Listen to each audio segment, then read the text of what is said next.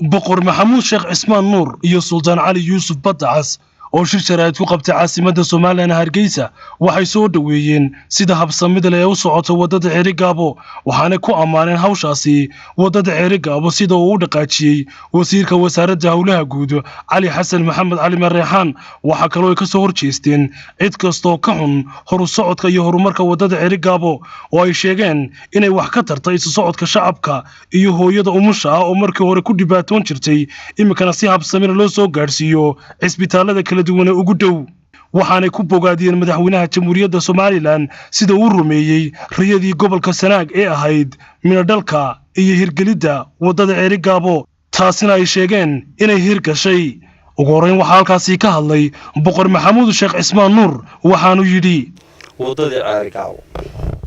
gobolka waa ogtihiin gobolkaasi wuxuu ahaa gobol ka haray gobolada Soomaaliland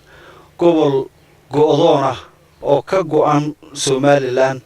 ayuu ahaa run ahaantii madaxweynaha jamhuuriyadda Soomaaliland Axmed Maxamed Xamuud Siinayo waan ugu hambalyeynaa bilowga wadada bilaabay iyo qorshaha uu dejiyay marka hore madaxweynaha hambalyada leh inaan ugu hambalyeyno ku dhiiraday intaas oo dawladood oo ku dhiiran waayay runtii maalintii la bilaabayay wadada Ceerigaabo anaga riyayna lahayd waxaanu lahayn warbalaha waa dawladdu iska riyoonaysa laakiin riyadii way dhawowday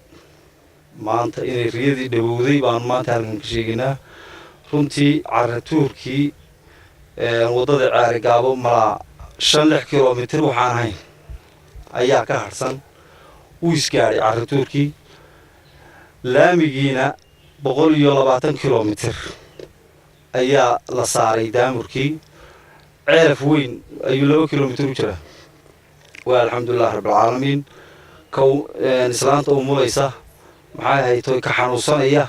ما أنت تدسي دخسابة نور سوقارية مال دخترال يومال مقرن عافمات الحمد لله آدي أبنا نقوم عن غناه وحقبت آدي الله مهديه رنتي سوماليدو حوي شكري كما تقانو تذكر مركو إلهي ومهندقان مركي يجو يسوم مهندقان با إلهي نو مهندقين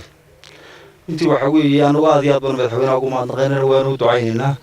run ahaantii halkan waxaanu isagan aad ugu hambalyeynaa wasiirka hawlaha guud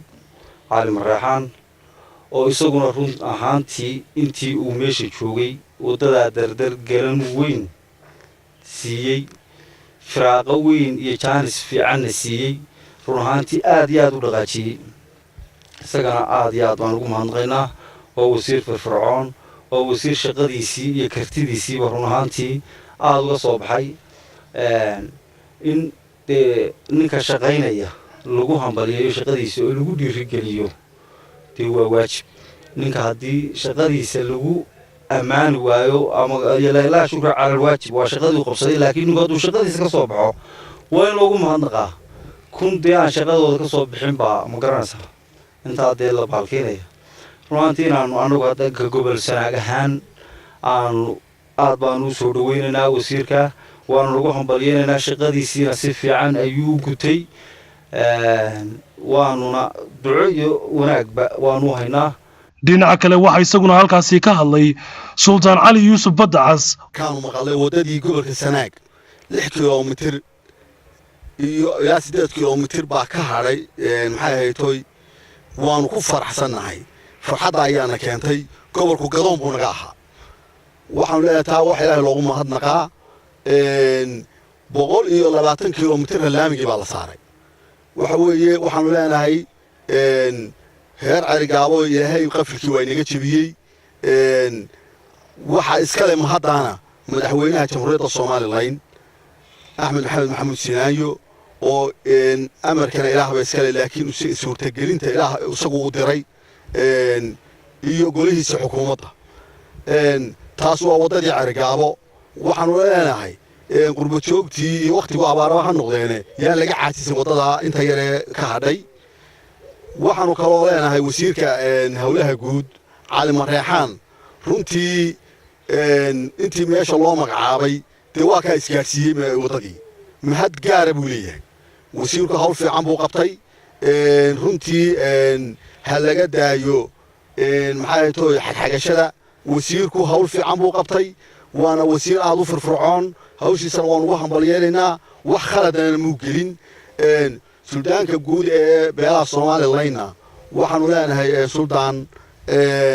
waxa weeye dee wasiirka ayaantii dhawey xurufta yaradii dhex martay dee anaga xaal ka bixinay wasiirka siirayna waayo suldaankii guud ee baa tahay beelaha Soomaaliland maaha maxay hayto wasiirka anaga xaal siinay hawsha yaradii dhex martayna way iska dhamaan doontaa wasiirkuna ammaan buu mudan yahay inuu danaha ilaaliyo dalka aad iyo aadna waan ugu hambalyeelaynaa wasiirka hawlaha guud waxaanu leenahay wasiir hamigaagu ha ahaado wadada Cergaabo inta saad laamiga ugu dhamayn lahayd waana hubaa waad ku dhamaylaysaa aad iyo aad baan kugu mahadnaqaynaa waxaanu leenahay waa intaasaad uga sii dhawaataa waxaanu leenahay Soomaaliland aba heer Cergaaboy waa in wasiirka lagu hambalyeeyaa wadada uu magaranaysaa isgaarsiiyey uu daaha ka furay doono dhawaan aad iyo aad baan idinku mahadnaqayaa waa Khadar Maxamed Maxamuud Khadar Qule iyo Cabdi Cumar Jibriil telefishin qaranka Somaliland magaalada Hargeysa.